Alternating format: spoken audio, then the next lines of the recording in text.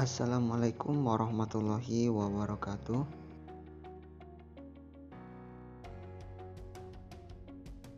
Perkenalkan teman-teman, nama saya Ali Sakbar, NPM C1C021095,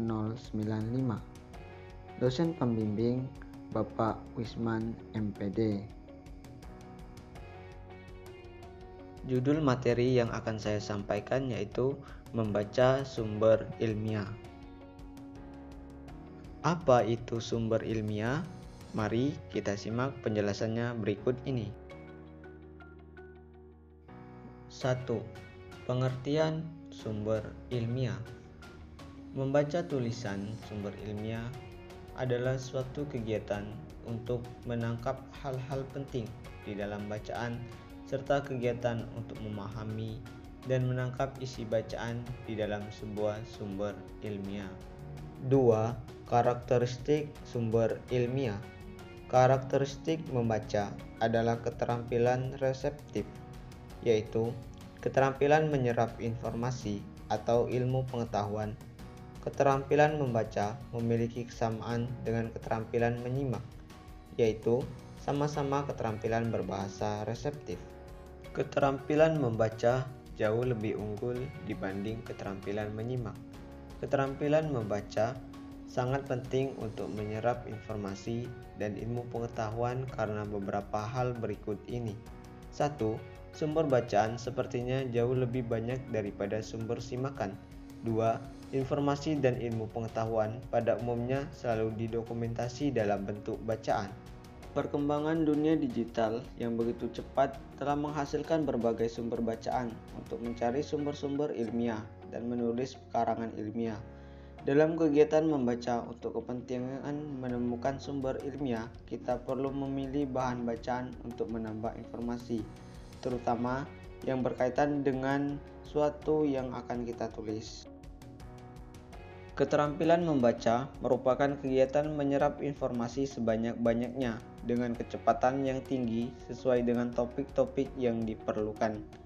Informasi yang dikomunikasikan melalui media tulisan jauh lebih banyak dan lebih lengkap dibanding informasi yang dikomunikasikan melalui media lisan.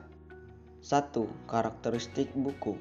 Karakteristik buku yang paling penting dipahami dalam kaitan dengan keterampilan membaca adalah buku terdiri dari halaman judul, daftar isi, bab per bab. Untuk memilih buku, kita harus memperhatikan di antaranya, lihatlah lebih dahulu judul dan daftar isi buku.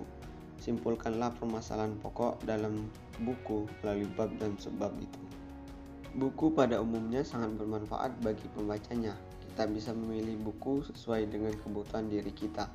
Dengan membaca buku tersebut, sebaiknya dibiasakan untuk membuat ringkasan buku dengan mencatat pokok-pokok pikiran yang dikemukakan oleh penulisnya.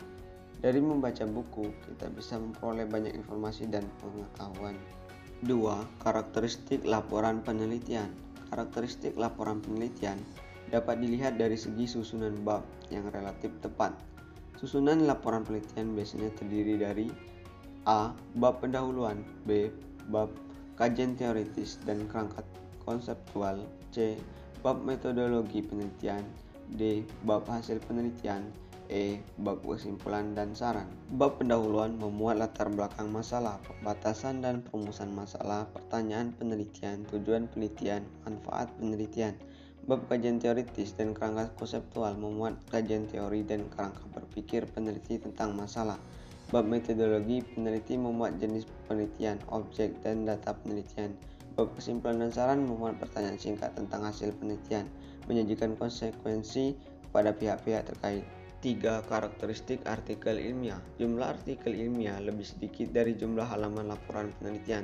Hal ini disebabkan artikel ilmiah memang disusun dari laporan penelitian untuk kepentingan publikasi yang lebih luas. Artikel ini terdapat dalam jurnal-jurnal ilmiah. Susunan artikel antara lain bab pendahuluan, bab kajian teoritis, bab metodologi penelitian, hasil penelitian, dan bab kesimpulan dan saran. 3. Memahami penanda informasi penting dalam bacaan.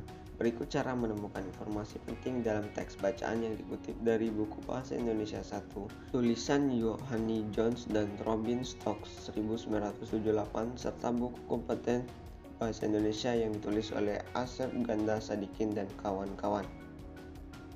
Cara tersebut diantaranya 1. Membaca judul teks, 2. Skimming, 3. Mencatat isi pokok bacaan.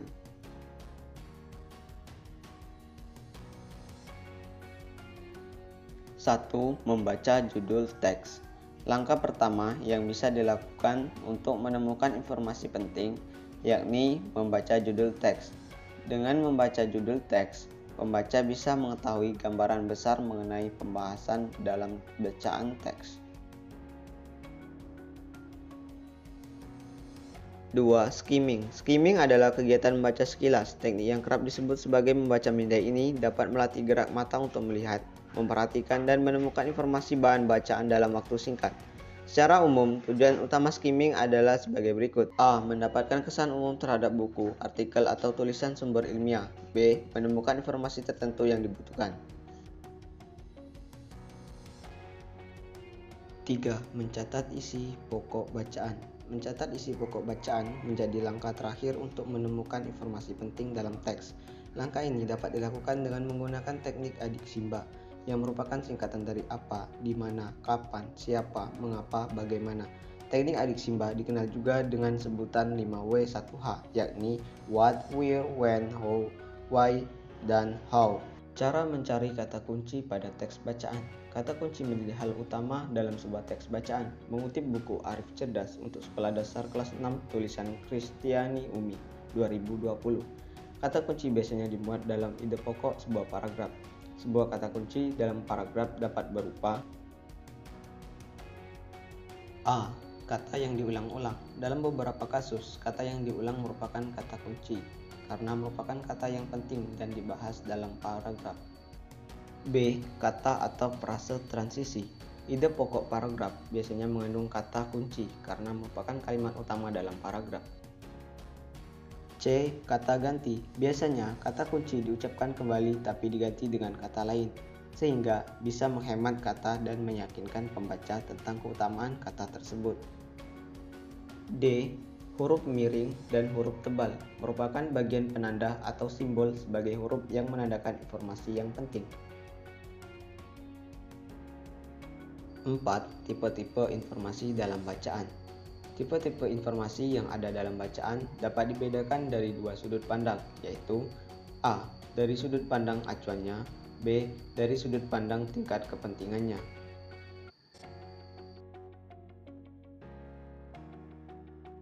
1. Dari sudut pandang acuannya. Tipe informasi dalam bacaan adalah A. Informasi denotatif atau tersurat adalah informasi yang dinyatakan oleh kata, kalimat yang sesungguhnya atau semestinya. Informasi denotatif adalah informasi yang dipahami secara universal dalam bahasa yang bersangkutan. Informasi denotatif merupakan makna yang bersifat tetap sesuai dengan kata tersebut dalam kalimat. B. Informasi konotatif atau kiasan adalah informasi yang ingin dimaksudkan oleh penulis melalui kata, kalimat tertentu. Informasi pada suatu kata atau kalimat yang dipahami secara khusus oleh masyarakat karena pengaruh budaya. Bukanlah hal yang spesifik dalam komunikasi, melainkan muncul bersama-sama dengan sistem logistik. Informasi konotatif relatif tidak stabil yang dapat berubah-ubah menurut budaya dan perkembangan masyarakat. 2. Dari sudut pandang tingkat kepentingannya. Tipe informasi dalam bacaan adalah A.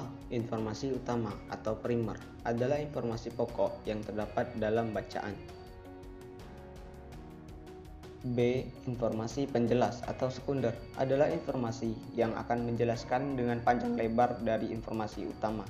5. Beberapa kiat memahami sumber ilmiah. 1. Kiat memahami buku. Kiat memahami buku adalah lihatlah daftar isi buku, kemudian bacalah judul, bab, dan subbab yang ada dalam buku.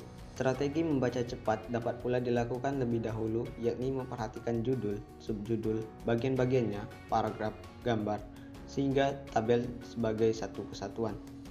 Informasi dalam suatu buku adalah hal-hal berikut ini.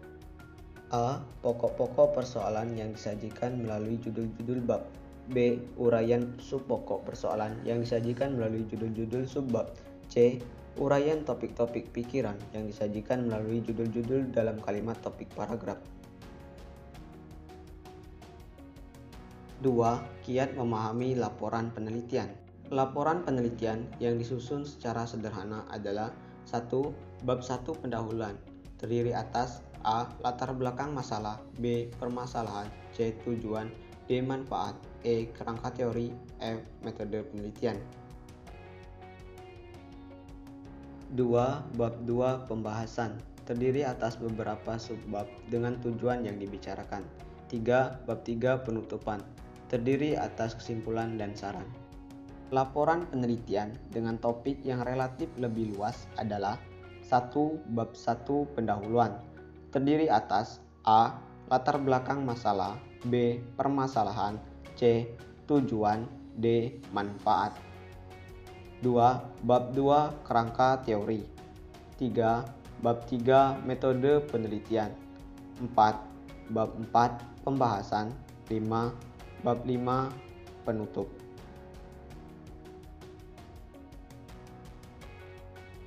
Nah, jadi bagaimana teman-teman? Sudah mengerti apa itu membaca sumber ilmiah? Itulah presentasi dari saya. Saya akhiri. Wassalamualaikum warahmatullahi wabarakatuh.